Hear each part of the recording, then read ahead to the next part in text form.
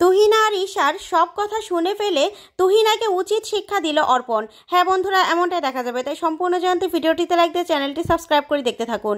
গল্পের শুরুতেই দেখা যাবে পর্ণারা সবাই খুব খুশি। তারপরে অভিষেকের মা বলতে থাকে, আচ্ছা ঠিক আছে বেয়ান, আমি বরং আশীর্বাদের জিনিসপত্র সব নিয়ে আসি। তখনই অম্লান বলতে থাকে, না না, এই আশীর্বাদটা আমাকে যে করেই হোক আটকাতেই হবে, মাকে এখনই আটকাবো আমি। তখনই ঈশা এই কথাগুলো শুনতে পায় আর শুনে মনে মনে বলতে থাকে, যাক, এই বাড়িতে একজনকে আমার দরকার ছিল বিয়েটা ভাঙার জন্য, যাক পেয়ে গেলাম তো। ওইদিকে দেখা যাবে অভিষেকের মা যখন ভিতরে যায় তখনই অম্লান গিয়ে বলতে থাকে, মা তুমি কিন্তু একদম ঠিক কাজ করছো না, ওদের ফ্যামিলি কিন্তু আমার ঠিক মনে হয়নি। তখনই অভিষেকের মা বলতে থাকে, কেন রে অম্লান, তোর এই বিয়েতে কিসের অমত? হ্যাঁ, তুই কেন এরকম করছিস বিয়েটা ভাঙার জন্য, কেন এরকম করছিস? তখন অম্লান বলতে থাকে, মা তুমি বুঝতে পারছো না, ওই যে আলোকপর্ণা দত্ত, উনি কিন্তু অনেক বড় সাংবাদিক ছিল, আর এই যে এখন শ্রীপর্ণা দত্ত, উনিও কিন্তু সাংবাদিক। এই বাড়িতে বিয়ে হলে কি হবে তুমি বুঝতে পারছো? এটা নিয়ে কিন্তু অনেক বড় সমস্যায় পড়বে। তখনই আরও অনেক কথা অম্লানের মাকে বলতে থাকে আর বলতে থাকে, মা এই বিয়েটা তুমি এখন কিন্তু ভেস্তে দাও, না হলে কিন্তু সমস্যা হবে। আমি বলে দিলাম এই বাড়ি থেকে কিন্তু কোনোভাবেই বরযাত্রী যাবে না। যা শুনে অম্লানের মা পুরো চমকে যায়। তখনই পর্ণা সেখানে চলে আসে আর এসে বলতে থাকে, দিদি। তখনই পর্ণাকে দেখে চমকে যায় অম্লান আর অম্লানের মা। তখন অম্লান মনে মনে বলতে থাকে, বাবা, আজকে আসতে না আসতে বাড়ির ভিতরে পর্যন্ত ঢুকে আসলো। তখনই অভিষেকের মা ভয় পেয়ে যায় আর মনে মনে বলতে থাকে, সব কিছু শুনে ফেললো না তো? তখনই অভিষেকের মা পর্ণাকে বলতে থাকে, দিদি আপনি আসলে না, ও ছেলেটা না এরকমই কথা বলে। তখনই পর্ণা বলতে থাকে, না না, আপনাদের মা ছেলের কথার মাঝখানে আমি এসে পড়লাম, সরি। আসলে অপূর্ব বলল ভিতরেই নাকি হাত ধোয়া জায়গা, তাই আমি হাতটা ধুতে আসলাম। তখনই অভিষেকের মা মনে মনে বলতে থাকে, যাক উনি কিছু শুনতে পায়নি। তারপর বলতে থাকে, হ্যাঁ হ্যাঁ দিদি, চলুন চলুন। এই বলে ওরা ভিতরে চলে গেলে তখনই ঈশা অম্লানের কাছে চলে আসে আর এসে বলতে থাকে, তুমিও আমার মতো চাও এই বিয়েটা ভেঙে যাক, তাই তো? তখনই অম্লান ঈশার কথা শুনে চমকে যায়। তখন ঈশা বলতে থাকে, হ্যাঁ, আমিও শ্রীপর্ণা দত্তের পক্ষের মানুষ। তখনই অম্লান বলতে থাকে, ও আপনিও চান না এই বিয়েটা হোক? তখনই ঈশা বলতে থাকে, না, আমিও চাই না যে এই বিয়েটা হোক, আমিও এই বিয়েটা ভাঙতে চাই। তাই এই বাড়ির কেউ একজনকে আমার দরকার ছিল, যাক তোমাকে পেয়ে গেলাম। এবার তুমি কি আমার সঙ্গে মিলে প্ল্যান করে এই বিয়েটা ভাঙবে? তখন এই বলে ঈশা হাতটা বাড়িয়ে দেয়। তখনই অম্লান ঈশার সাথে হাত মেলায় আর বলতে থাকে, হ্যাঁ, আমিও এই বিয়েটা ভেঙে দিতে চাই। যা শুনে ঈশা খুশি হয়ে যায়। তারপরে দেখা যাবে পর্ণারা সবাই মিলে বাড়িতে চলে আসে। তখনই সৃজনের বাবা আসে আর এসে বলতে থাকে, কি গো তোমরা কেমন দেখলে? তখনই সৃজন বলতে থাকে, বাবা আমার কাছে তো সব ঠিকঠাকই মনে হলো। তখন কৃষ্ণাও বলতে থাকে, হ্যাঁ আমার কাছেও সব কিছু ভালোই লেগেছে, ঠিকঠাকই মনে হয়েছে। তখনই সৃজন বলতে থাকে, ভাবা যায় মেয়েটার আর দুদিন পরেই বিয়ে। তখনই পুটি লজ্জা পেতে থাকে। ওইদিকে তুহিনারাও সবাই এসে দাঁড়ায়। তখন তুহিনাকে দেখে পুটি রেগে যায় আর বলতে থাকে, শোনো তুহিনা, আমার বিয়ের কোনোরকম কোনো কথাবার্তায় তুমি থাকবে না, আমি চাই না তুমি থাকো, তোমাকে দেখলেই না আমার রাগ উঠছে।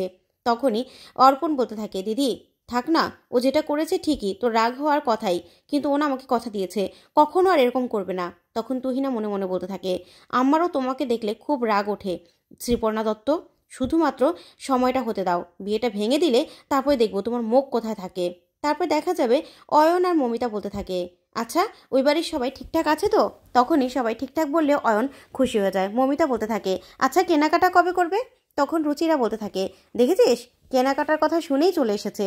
তারপরেই পর্ণা বলতে থাকে, শোনো আমাদের হাতে মাত্র দুদিন, তাই সবাইকে কিন্তু কাজগুলো ভাগ করে নিতে হবে। তখন রুচিরা বলে, হ্যাঁ হ্যাঁ পর্ণা, আমরা কে কে কাজ করব একটু বলে দে তো, বলে দে তাহলে ভালো হবে। তখনই সৃজন বলতে থাকে, আচ্ছা আমি বরং ক্যাটারিংয়ের লোকগুলোকে সব কিছু বুঝিয়ে দেই। তখনই সৃজনের বাবা বলতে থাকে, হ্যাঁ হ্যাঁ বল, কালকে থেকে যেন এসে সব কিছু প্যান্ডেল ট্যান্ডেল করে ফেলে। তারপরেই সৃজন ফোন করতে থাকে। ওইদিকে দেখা যাবে তুহিনা ঘরে গিয়ে ওর মাকে বলতে থাকে, দেখেছো ওই শ্রীপর্ণা দত্ত সবার সামনে আমাকে কেমন করে কথা শোনালো। তখন ঈশা বলতে থাকে, তুই চিন্তা করিস না তুহিনা, এবার না ওই বিয়েটা ভাঙার সব রকম ব্যবস্থা করে ফেলেছি, ওই বিয়েটা তো এমনিতেও টিকবে না। তখনই তুহিনা বলতে থাকে, মা কি করে গো, কেমন করে তুমি বিয়েটা ভাঙবে, তুমি প্ল্যান করে ফেলেছো? তখন ঈশা বলতে থাকে, হ্যাঁ ওই বাড়িতেও না একজনকে আমি ঠিক করে ফেলেছি, ওই অভিষেকের ভাই অম্লান, ও চায় না এই বিয়েটা হোক। তখন তুহিনা বলতে থাকে, বাবা মা তুমি এত কিছু কি করে করো গো, তুমি না সব কিছু প্ল্যান করে করো, এই জন্যই পর্ণা আন্টি এখনও তোমাকে ধরতে পারেনি। তুমি না ঠিক কাজ করেছো, একদম এই বিয়েটা না ভাঙলে ভালো হবে। দেখেছো কিভাবে আমাকে অপমান করছে, আর ওরা কত আয়োজন করছে অথচ কোনো কিছুতে আমি নেই। তখন ঈশা বলতে থাকে, করুক না আয়োজন, সব আয়োজন করুক, এই বিয়েটাই তো হবে না। তখন তুহিনা বলতে থাকে ঠিক বলেছ, দেখো না নিজের মেয়ে বলে কত কিছু আয়োজন করছে আর আমার বিয়ের সময় কিছুই করলো না।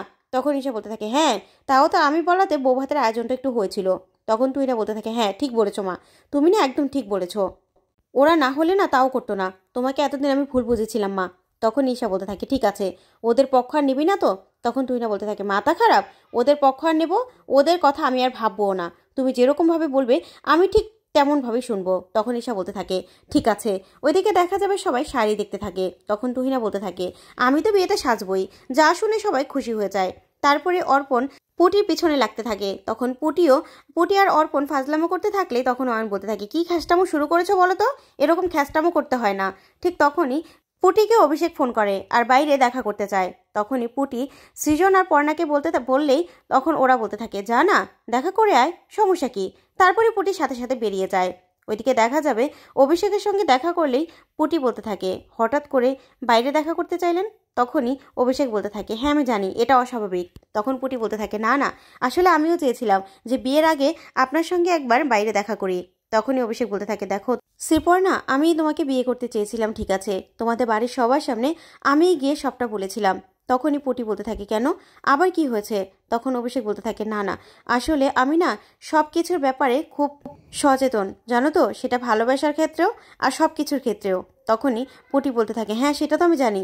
তখনই অভিষেক বলতে থাকে আমি না এখনও অনেক কিছুই বলিনি। তখন পুটি বলে না তুমি তো সব কিছু বললে সবার সামনে। তখন অভিষেক বলে না সবটা বলিনি, আসলে আমার স্ত্রী অ্যাক্সিডেন্টে মারা গেছিল ঠিক আছে, কিন্তু সেই অ্যাক্সিডেন্টটা আমার কারণেই হয়েছিল। তখন পুটি বলতে থাকে কি করে? তখন অভিষেক বলতে থাকে আসলে আমরা লং ড্রাইভে গিয়েছিলাম, তখন গাড়িটা হঠাৎ করেই ব্রেক ফেল হয়ে তারপরে আমি একটা লরির সঙ্গে লাগিয়ে দেই আর জলে পড়ে যায়। তারপরে সেখানকার লোকজন মিলে সবাই মিলে আমাকে উদ্ধার করতে পেরেছিল ঠিক আছে, কিন্তু মোনালিসাকে মানে আমার প্রথম স্ত্রীকে আর খুঁজে পাওয়া যায়নি, ওর বডিটাও আর খুঁজে পাওয়া যায়নি। তখনই এই কথা বলে অভিষেক খুব কষ্ট পেতে থাকে আর বলতে থাকে সেই জন্য আমি নিজেকে কখনো ক্ষমা করতে পারিনি, আর এখনও আমি মোনালিসাকে ভুলতেও পারিনি। আর যত দিন যায় বিয়েটা যত এগিয়ে আসছে ততই আমি মোনালিসাকে বেশি করে ফিল করছি। এটা বলবো না যে আমি তোমাকে ভালোবাসি না, তোমাকে আমি ভালোবাসি, তোমাকে আমি বিয়েও করতে চাই।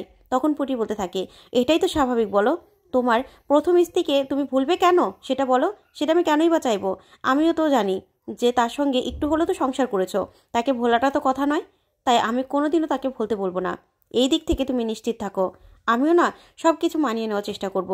তোমার তোমার মনে আমার জন্য ভালোবাসা সৃষ্টি করার চেষ্টা করব, তোমার যে ক্ষতটা আছে সেই ক্ষতটাতে সারিয়ে তোলার চেষ্টা করব।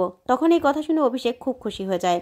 আর শ্রীপর্ণা তখন অভিষেকের হাতে হাত রেখে এই কথাগুলো বললেই অভিষেক বলে ঠিক আছে। তখন পুটি বলতে থাকে আচ্ছা এবার বাড়িতে যেতে হবে তো, সবাই অনেক কাজ আছে অপেক্ষা করছে। তখন অভিষেক বলে ঠিক আছে চলো।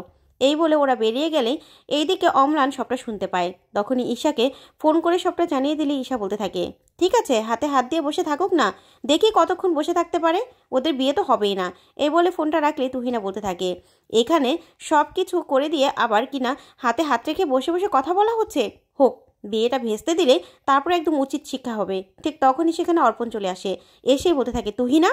তখনই তুহিনা আর ঈশা দুজনে ভয় পেয়ে যায় আর তুহিনা মনে মনে বলতে থাকে সর্বনাশ, ও আবার সবটা শুনে ফেলো না তো। তো বন্ধুরা আজকের আপডেটটি তোমাদের কাছে কেমন লাগলো কমেন্ট করে জানাও। ধন্যবাদ।